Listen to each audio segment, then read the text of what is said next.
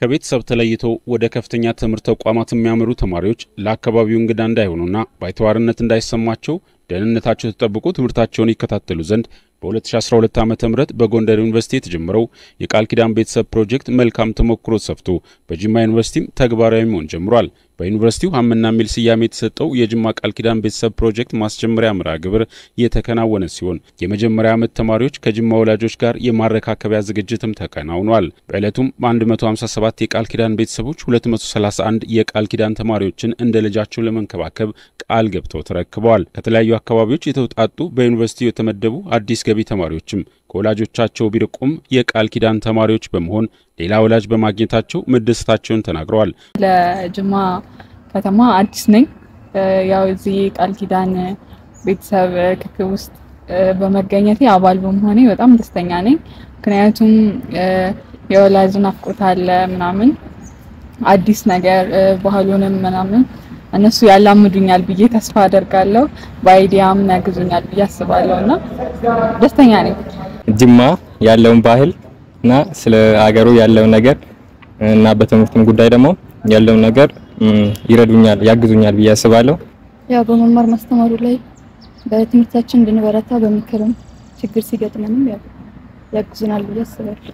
ሁለተኛ ወላጅ ሆነው በአደራ ቃል ገብተው ተማሪዎችን የተረከቡ በጎ ፈቃደኛ የከተማው ነዋሪዎችም በሐዘኑም በደስታውም ከተማሪዎቹ ጎን በመቆም በዩኒቨርሲቲ ቆይታቸው ከልጆቻቸው ሳይለዩ ውጤታማ የሆኑ ዘንድ ሁሉን አቀፍ ድጋፍ እንደሚያደርጉላቸው ተናግረዋል። እነዚህ ልጆች ናቸው። ወንድሞች እኩል ነው። ጅማ ላይ የኔ ልጅ የከለ አይባልም። ረቢን አርጋ ነው። አላህ ፍራቻ አለ። ሲራብ ሲጠማ ሲቸገር ሲታጥ እኩል ነው። አንዳንድ ጊዜ ማማ ስንቆጣና አንዳንድ ልጅ እንግዲህ በብይ በኳስ ድሮጅ ቦምብ ኳስ ስንጣለ ስናገኝ ማማ ብለን ሩጠነት ለሱም እናት ነኝ አንተን ያጠፋ ነው የሚሉን ነበር።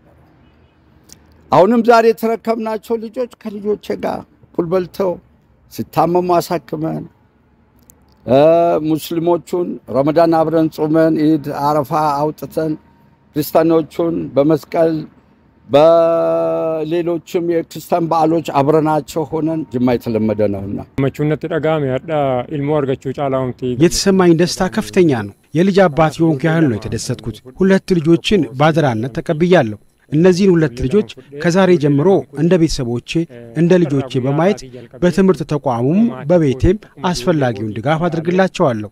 የዩኒቨርሲቲው ፕሬዝዳንት ዶክተር ጀማል አባፊጣም አንድ የቃል ኪዳን ልጅን የተቀበሉ ሲሆን የጅማ ቃል ኪዳን ቤተሰብ ፕሮጀክት ተማሪዎች ከማህበረሰቡ ጋር ልዩ ቅርበትና ትስስር እንዲፈጥሩ እድል ከመፍጠሩም ባሻገር ብዝሃ ባህል ቋንቋና ልዩ እሴቶችን በመለዋወጥ ለወደፊት ህይወታቸው ጠቃሚ የሆነ ስንቅ የሚሰንቁበት ነው ብለዋል። ተማሪዎቹ እዚህ በሚኖራቸው ቆይታም ሆም ሲክነስ እንዳይሰማቸው ባይተዋርነት እንዳይሰማቸው የእንግደኝነት ስሜት እንዳይሰማቸውና ትምህርቱም አዲስ አካባቢውም አዲስ የአየር ጸባዩም አዲስ ሁሉም ነገር አዲስ በሆነበት ሁኔታ ትንሽ ቶሎ መላመድና ቶሎ ወደ ትምህርታቸው ፎከስ ማድረግ እንዲችሉ በዚህም ውጤታማ እንዲሆኑ የሚያስችል ስለሆነ ዘርፈ ብዙ ጠቀሜታ ያለው ነገር ነው። ይሄንን አጠናክረን አሁን በ177 157 ቤተሰብ ተማሪዎች ትስስር ጀምረናል። ከዚህ ፕሮግራም ውጪም የሚደረጉትን ወደዚህ በማምጣት በአጭር ዓመታት ውስጥ አብዛኛው አዲስ ተማሪ ቤተሰብ የሚያገኝበት ሁለተኛ ቤተሰብ የሚያገኝበት ሁለተኛ ቤት ማረፊያ የሚያገኝበትን ፕሮግራም ነው የጀመርነው። የሰላም ሚኒስቴር ከትምህርት ሚኒስቴር ጋር በመተባበር በዩኒቨርሲቲዎች ተግባራዊ እንዲደረግ ያደረገው የቃል ኪዳን ቤተሰብ ፕሮጀክት አሁን ላይ በ47 ዩኒቨርሲቲዎች ተግባራዊ መሆኑን በሰላም ሚኒስቴር የሀገር ግንባታ መሪ ስራ አስፈጻሚ ተወካይ አቶ ገዛኝ ጥላውን ተናግረዋል። ከመማር ማስተማሩ ባሻገር ፕሮጀክቱ ሀገራዊ ፋይዳው የጎላና ለጋራ ጉዳዮች የጋራ ሐሳብን ለመፍጠር አጋዥ ስለመሆኑ ጠቁመዋል። የቃል ኪዳን ተማሪዎች አሉ፣ የቃል ኪዳን ቤተሰብ አለ። ያ ትስስር በማድረግ ለዩኒቨርሲቲው ጥሩ የመማር ማስተማር ሰላማዊ ሆኖ እንዲሄድ ያደርጋል።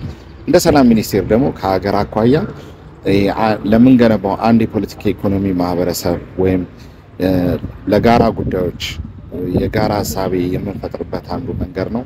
አንዱ ሌላውን የሚያውቅበት ሂደት ነው ብለን ነው የምናስበው።